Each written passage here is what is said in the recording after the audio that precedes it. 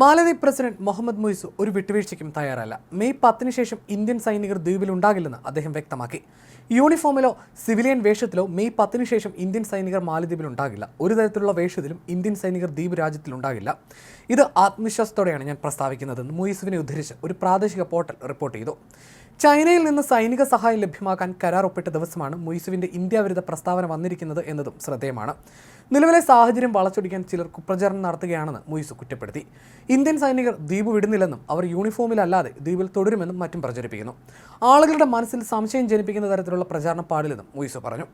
മാലദ്വീപിലെ 3 വ്യോമതാവളങ്ങളിൽ ഒന്നിന്റെ ചുമതല ഏറ്റെടുക്കാൻ ഫെബ്രുവരി 28-ന് ഒരു ഇന്ത്യൻ സംഘം ദ്വീപിലെത്തിയിരുന്നു. മാർച്ച് 10-ന് സൈനികരെ പിൻവലിക്കാമെന്ന് ഇരു രാജ്യങ്ങളും തമ്മിൽ ധാരണയിലെത്തിയിരിക്കെയാണ് പുതിയ സംഘം എത്തിയത്. ഇവർ യൂണിഫോം ധരിച്ചിട്ടില്ലെങ്കിലും യഥാർത്ഥത്തിൽ സൈനിക ഉദ്യോഗസ്ഥരാണെന്നായിരുന്നു പ്രതിപക്ഷ ആരോപണം.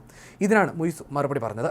മാർച്ച് 10-ന് മുമ്പ് ആദ്യ സംഘം ഇന്ത്യൻ സൈനികരെ മടക്കി അയക്കുമെന്ന് ഫെബ്രുവരി 5-ന് പാർലമെന്റിൽ നടത്തിയ കന്നി പ്രസംഗത്തിൽ മുഹമ്മദ് മുയിസു അറിയിച്ചിരുന്നു. 88 ഇന്ത്യൻ സൈനികരാണ് ഇപ്പോൾ മാലദ്വീപിലുള്ളത്. രോഗികളെ അടിയന്തര സാഹചര്യങ്ങളിൽ ചികിത്സയ്ക്കായി ഒഴിപ്പിക്കുക, മറ്റു മാനുഷിക സഹായങ്ങൾ ഒരുക്കുക എന്നിവയാണ് സൈനികരുടെ ചുമതല.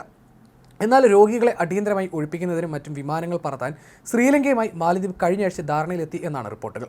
അതായത് ഒരു തരത്തിലും ഇന്ത്യൻ സൈനികരെ ദ്വീപിൽ തുടരാൻ അനുവദിക്കില്ല എന്ന് ചുരുക്കം. യഥാർത്ഥ സ്വാതന്ത്ര്യം കൈവരിക്കുന്നതിനാണ് മുന്തിയ പരിഗണനയെന്നും ദക്ഷിണ സമുദ്ര മേഖല തിരിച്ചുപിടിക്കാൻ ഇന്ത്യൻ സൈനികരെ പുറത്താക്കേണ്ടത് ആവശ്യമാണെന്നും മാലദ്വീപ് പ്രസിഡന്റ് പറഞ്ഞിരുന്നു.